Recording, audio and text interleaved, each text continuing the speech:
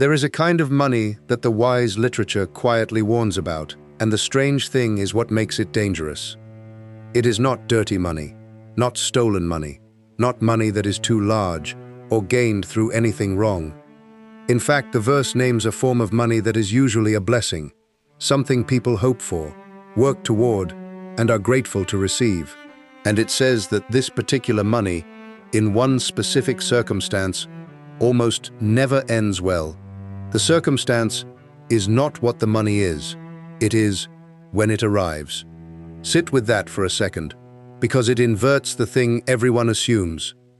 We are trained to ask of money whether it is enough, whether it is clean, whether it is deserved. This verse asks none of those. It asks only whether it came at the right time, and it says that money which came at the wrong time, however clean and however deserved, carries a danger the right-timed money does not. An inheritance gained hastily in the beginning will not be blessed in the end. Look at where the weight of that sentence actually sits. Not on inheritance. Inheritance is simply the example. The weight is on two phrases, hastily and in the beginning, money that comes fast and comes early. That is the danger the verse is naming. Not the size of the sum, not its source, not the worthiness of the person holding it, the timing. Something arrived before the thing that was supposed to be ready to hold it. Chapter 20, verse 21. A few weeks ago, we looked at wealth gained hastily, money that a person acquired too fast through their own effort, and how it tended to dwindle because the capacity to hold it was never built during the acquiring.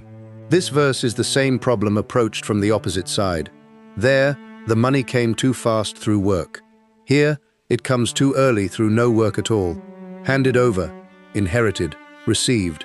Different route, same gap. And the gap is the whole subject. Let me put your own arrival on the ledger for a moment, because everyone has one. Somewhere in your past, there was a first time you held more money than you had ever held before. A first real paycheck. A first large sum. A first amount that felt like more than you knew what to do with. Write that moment down, as a scribe would. On such a date, this person first held an amount beyond their experience. And then write the second line, the honest one. What happened to it? For most people, the honest second line is not flattering, and it is not a moral failure either. The first real money tends to leave quickly because it arrived before the person had any practice at holding money of that size. That is not a character flaw. It is arithmetic. The first time you hold something is, by definition, the time you are worst at holding it. And the verse is describing exactly this, scaled up. An inheritance in the beginning is that first large sum experience, except larger, arriving all at once, and often at a point in life with even less practice behind it. The verse is not saying the heir is bad. It is saying the heir is inexperienced in precisely the way everyone is inexperienced the first time, and that a large sum is an expensive thing to be inexperienced with. Now the world this came from, because early inheritance meant something in that world that it does not quite mean in ours, and the difference sharpens the warning. In ancient Israel, inheritance was not a windfall. It was the transfer of the family's productive base. Land, livestock, the means by which the household fed itself and continued. An inheritance was not spending money. It was the farm. It was the thing the next generation was supposed to steward so that the generation after that would have something to inherit in turn. To receive it was to become responsible for the survival of a line, not to receive a prize. And there was no other safety net. No institution to catch a household that mismanaged its base. No way to recover the land once it was lost. If the productive base was squandered, it did not come back. And everyone downstream of that squandering, the children and their children, inherited the absence instead of the farm. The stakes of holding an inheritance well were not personal comfort, they were generational survival. So when the verse says, an inheritance gained hastily in the beginning will not be blessed in the end it has in view is not the heir's own later life only. It is the line. The blessing that fails to arrive is the one that should have passed further down. to the children who now inherit a depleted base instead of a whole one. The verse is looking further ahead than one person. It is watching a resource that took generations to build get received by someone who did not build it at the moment they were least equipped to hold it. And it is naming the sorrow of watching it not make it through. And this is not only a domestic proverb, something that plays out in ordinary households. It plays out at the scale of kingdoms. And the story this whole channel is built around is, in one sense, the largest example of this verse there is. Solomon inherited a kingdom. He did not build it. His father built it, secured its borders, subdued its enemies, and handed it over consolidated. Solomon received the productive base of an entire nation at the beginning of his reign without having done the work of assembling it. And for a time, under the momentum of what he inherited and the wisdom he was given, it flourished as never before. But the deeper pattern of this verse was already running underneath, and it did not fully surface in Solomon himself. It surfaced in his son. Because Solomon's own heir, Rehoboam, inherited the wealthiest kingdom in the story, hastily, in the beginning of his reign, and within the space of a single generation. The treasure was carried out, and the kingdom was torn in two. The richest inheritance in the entire narrative, received by an heir who had not built it, was not blessed in the end. The verse is not a small domestic proverb after all. It is describing the exact arc this channel is counting down toward. Hold that, because we are building toward it in order, and this verse is one of the quiet signposts pointing the whole way there. Now the phrase that carries the whole verse, because everything turns on it, in the beginning. The Hebrew points to something received early, at the start, ahead of the ordinary time. And the reason that matters is that it names the gap directly. An inheritance received in the beginning is received before the beginning has done its work. The beginning of a life, of a career, of a person's competence with the world, is the training period, the years during which capacity is slowly, expensively built, through small mistakes with small amounts. To receive a large sum in the beginning is to receive it before those years have happened, before the small mistakes with small amounts have taught the lessons that a large amount requires. This is the exact mechanism we have been building toward across the whole first phase of this channel. And here it is in its clearest form. Money and capacity are two different things. They are supposed to arrive together, growing in step. Each larger amount handled after the person has already learned to handle the amount below it. When they arrive together, the person is always holding something they have practiced holding. When money arrives ahead of capacity, hastily, in the beginning, a gap opens, and that gap is where the loss happens. Not because the money is bad, because it is being held by someone who has not yet become the person who can hold it, through no fault of their own, simply because the timing gave them no chance to. And notice, this is important, the interval is not permanent. It is not a verdict. The whole reason the verse locates the danger in the timing rather than in the money or the person is that timing can be corrected. The capacity that did not arrive with the money can still be built after it if the person slows down enough to build it. The tragedy the verse describes is not inevitable. It is what happens when a large early sum meets a decision made fast, when the money arrives early and the decisions are made just as early before the capacity has had any chance to catch up. Slow the decisions down and the distance closes. That is the entire practical hope hidden inside the warning, which is why the sequence matters more than the sum. It is not the size of the inheritance that determines the outcome.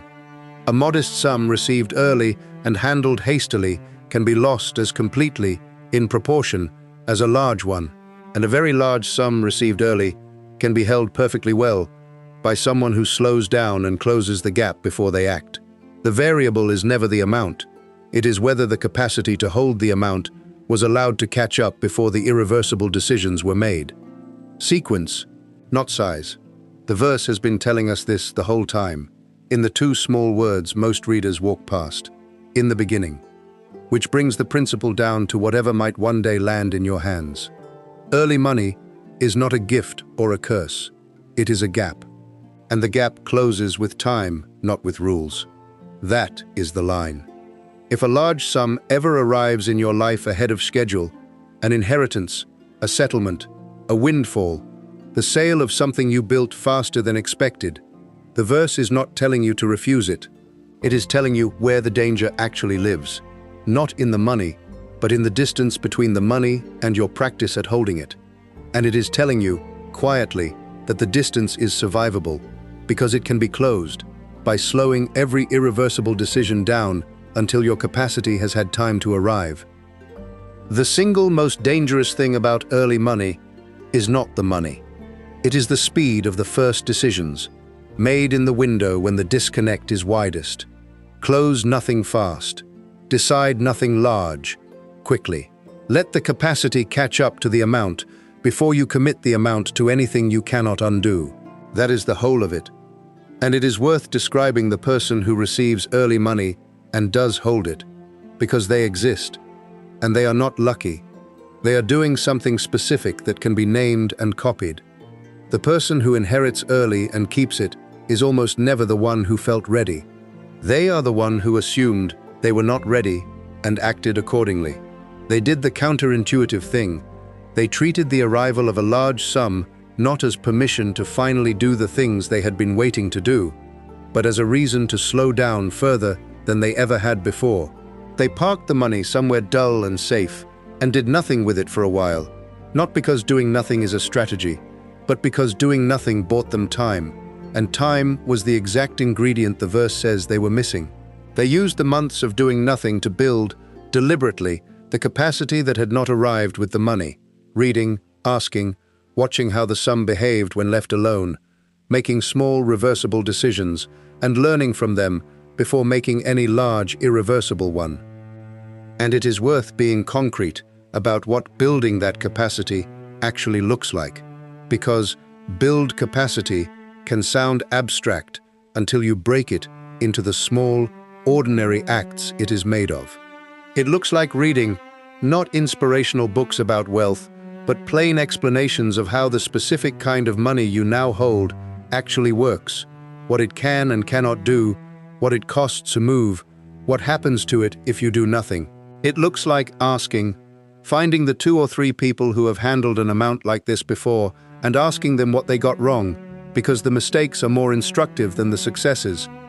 It looks like watching, leaving the money somewhere safe, and simply observing your own reactions to holding it for a few weeks, noticing when you feel the urge to move it and what triggers the urge, because that urge is the exact thing that empties the jar and you cannot manage it until you have watched it in yourself.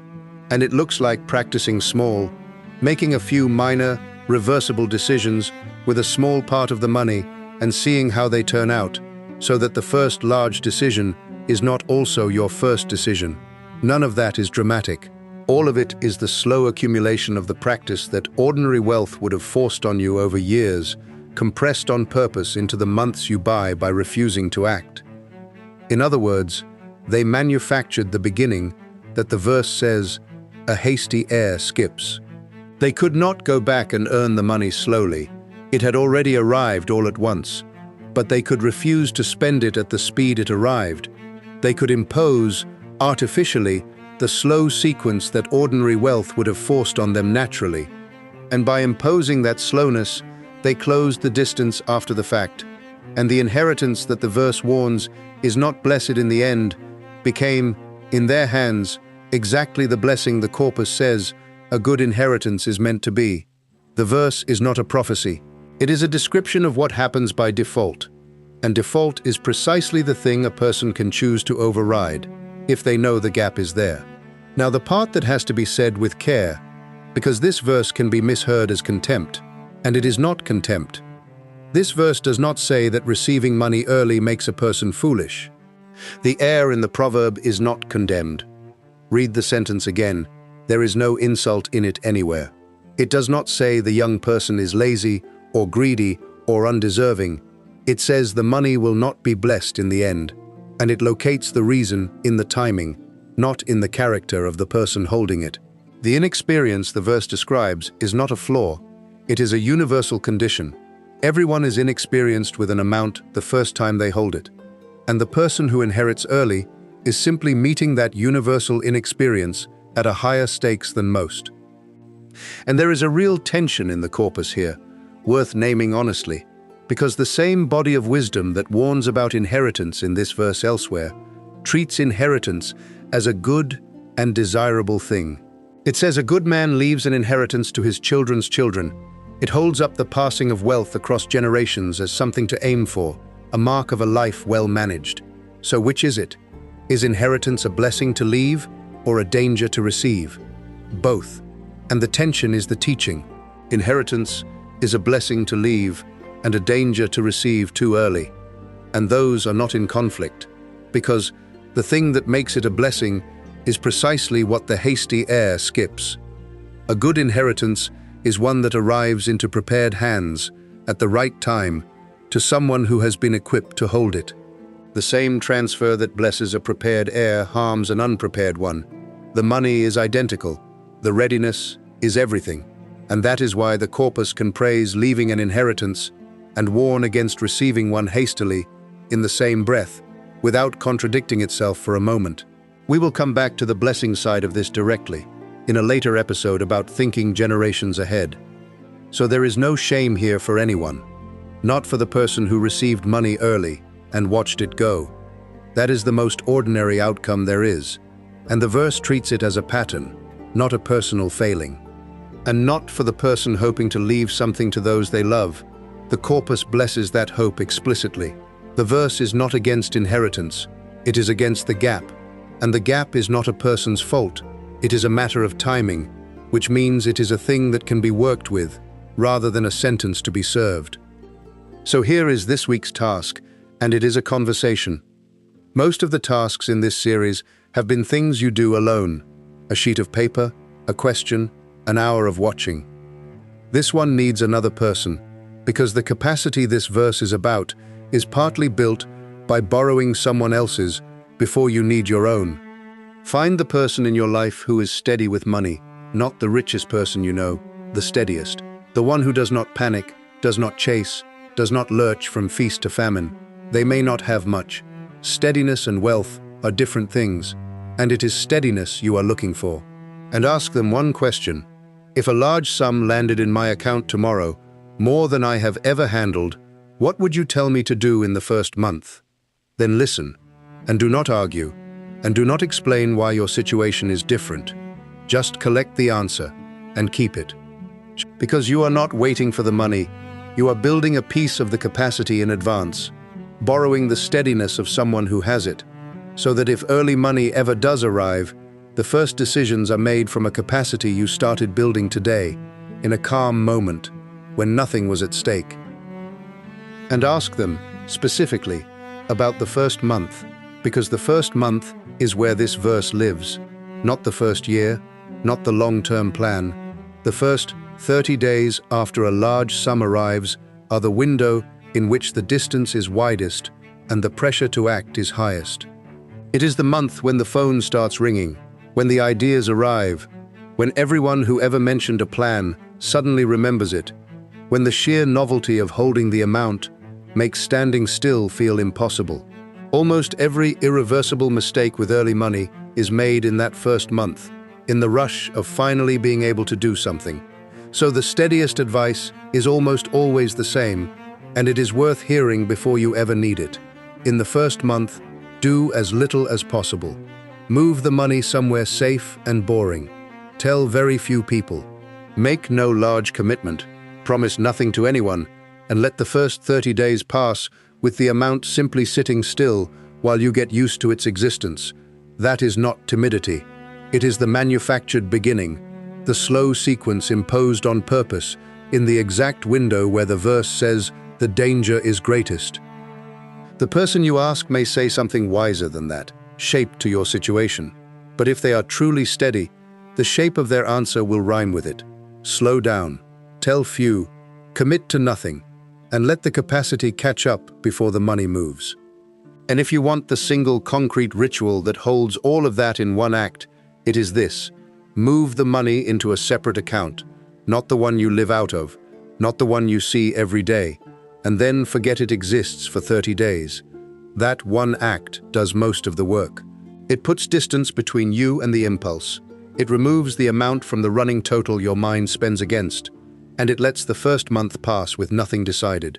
Collect that answer now, while it costs you nothing, and it will be there if you ever need it, which is the whole point of building capacity before the amount rather than after. If you cannot think of a single steady person to ask, that is not a small thing, and it is worth noticing on its own. It means the steadiness is not yet modeled anywhere near you, which makes building it yourself both harder and more important. Naming that absence is the first step toward closing it. For any actual decision about money that arrives, the same principle this series keeps returning to applies with double force here. Bring in someone licensed who can see your real situation, and do it before you decide anything, not after. Because with early money, the first decisions are the ones the whole outcome turns on. An inheritance, gained hastily, in the beginning, 3 small phrases, and the danger is entirely in the last 2, and the last 2 are about time, which means the danger is one you can work with, if you refuse to let the money set the pace. So the question for the comments, and there are 2 honest answers to it, both equally welcome. If there is a steady person in your life, the one you would ask, name them, even just by their role, a parent, a former boss, an old friend, a grandmother. And if the honest answer is that there is no such person, that there is no one steady you could turn to, say that instead. Because a great many people are in exactly that position, and it is not a failing, and naming it plainly is the first move toward finding or becoming that steadiness. Neither answer is the better one. Both are the truth about where someone is starting from, and the truth is the whole point. Tell us, we read them. You have probably noticed by now that this channel keeps its promises about what it will and won't do. It marks what it can't verify. It refuses to turn wisdom into formulas. It tells you where the text stops. If that is the version of this subject you have been looking for, subscribe. Because the next episode closes the first phase of this series, and it does it by naming something the text says is worth more than great riches. After 8 episodes largely about difficulty, debt, haste, the empty jar, money that comes too early, the 9th lifts its eyes to something the corpus values above wealth entirely. And it turns out to be a thing you cannot inherit, cannot receive early, and cannot be handed at all. You can only build it, slowly, over exactly the time this verse says the hasty heir never had. That is where we go next.